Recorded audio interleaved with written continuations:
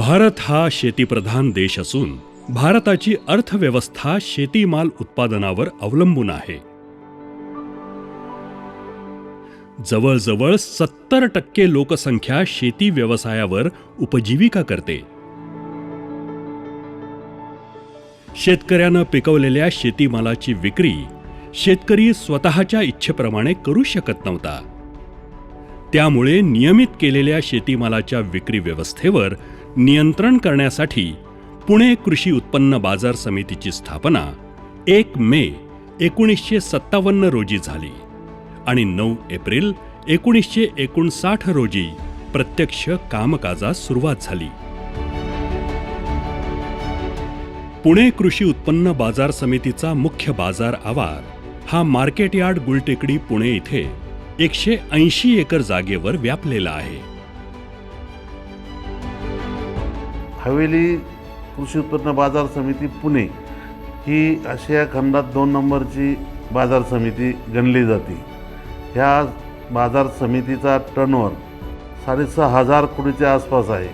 त्यातून उत्पन्न हे 75 कोटी वार्षिक उत्पन्न.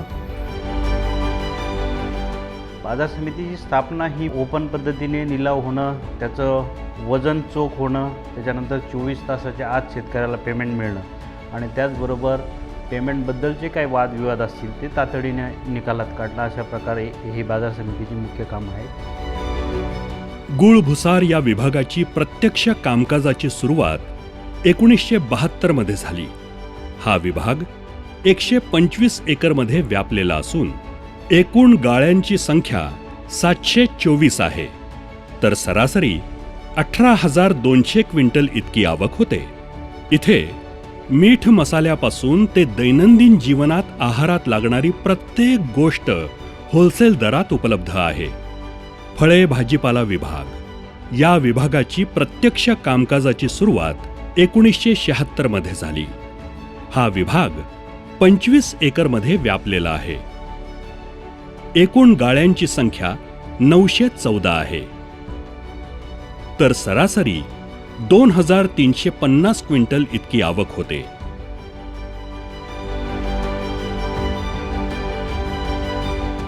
पुणे, मुंबई तसंच आंतरराष्ट्रीय बाजारपेठांना फळे आणि भाजीपाला पुरवणारा हा प्रमुख स्रोत आहे. कांदा आणि बटाटा हा स्वतंत्र विभाग असून याची सरासरी आवक 16,500 क्विंटल इतकी आहे. सण असो वा लग्न समारंभ, प्रत्येक शुभकार्यात मानाचं स्थान असलेली गोष्ट म्हणजे विविध प्रकारची फुलं. या विभागाची प्रत्यक्ष कामकाजाची सुरुवात 1990 मध्ये झाली. हा विभाग 20 गुंठ्यांमध्ये व्यापलेला आहे.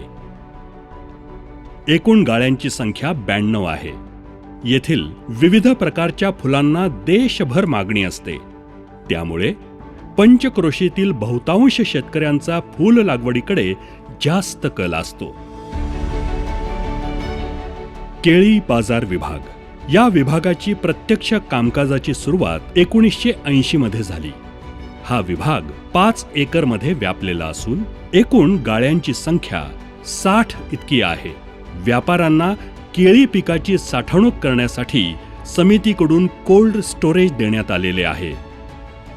कृषी उत्पन्न बाजार समितीचे काही उपबाजार देखील आहेत.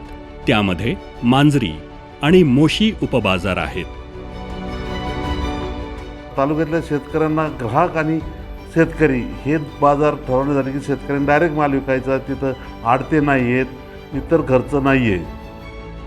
मांजरी उपबाजार आमची देशातली ग्राहक ते शेतकरी हे मार्केट आज आमचं 1 नंबरला आहे. पेरणे गावात आमच्या मार्केट कमिटीने 10 एकरची जागेची मागणी केलेली आहे. त्या जागेमध्ये मांजरीला आपण ज्या प्रकारे शेतकरी टू ग्राहक असा उपबाजार आहे, अशाच पद्धतीचा उपबाजार त्या ठिकाणी निर्माण करण्याचा आमचा सर्वांचा त्या ठिकाणी मानस आहे. त्या ठिकाणी आम्ही बिअरावची निर्मिती करणार आहोत. मल्टीलेवल पार्किंगची सुद्धा सुविधा शेतकऱ्यांना उपलब्ध करून देणार आहोत. शेतकरी निवाससुद्धा त्या ठिकाणी उपलब्ध करून देण्याचा प्रयत्न आगामी काळात आम्ही त्या ठिकाणी करणार आहोत. समितीद्वारे फूल बाजारासाठी अत्याधुनिक वातानुकूलित बहुमजली इमारतीचे निर्माण करण्यात येत आहे. अत्याधुनिक फुल बाजाराची जी बांधकाम आता पूर्णत्वास आलेलं आहे, त्यामध्ये आंतरराष्ट्रीय स्वरूपाचं मार्केट तिथे उभारण्याचं बाजार समितीचं कामकाज चालू आहे. अत्याधुनिक असा सेल हॉल असणार आहे, जेणेकरून तिथे जे एक्झॉटिक फ्लॉवर्स आहेत किंवा दांडीमाल ज्याला म्हणतो आपण, त्याचं एक अत्याधुनिक मार्केट तिथं सुरू आहे. या मार्केट कमिटी संपूर्णतः डिजिटल करणं, चांगल्या प्रकारचा सेस वाढवणं आणि ही संपूर्ण मार्केट कमिटी ही सौर ऊर्जेनी युक्त म्हणजे सौर पॅनलने युक्त स्वतःच्या इलेक्ट्रिकच्या गरजा, ऊर्जेच्या गरजा भागवून ही शासनाला सुद्धा वीज देईल अशा स्वरूपाचा माझा त्या ठिकाणी मानस आहे. बाजार समितीचा फळे भाजीपाला विभागातले जे गाळे आहेत ते साधारणतः 40 ते 50 वर्षापूर्वी ज्याचं बांधकाम झालेलं आहे, ते बांधकाम सध्या पुनर्विकास करणं आवश्यक आहे आणि हा एकदम अत्यंत महत्त्वाकांक्षी प्रकल्प आहे बाजार समितीचा. विविध योजनांच्या माध्यमातून ही मार्केट कमिटी ही आशिया खंडातली 2 नंबरची मार्केट कमिटी आहे. हीच 2 नंबरची मार्केट कमिटी आम्ही 1 नंबरवर कशी जाईल हा आमचा सर्वांचा मानस त्या ठिकाणी आहे.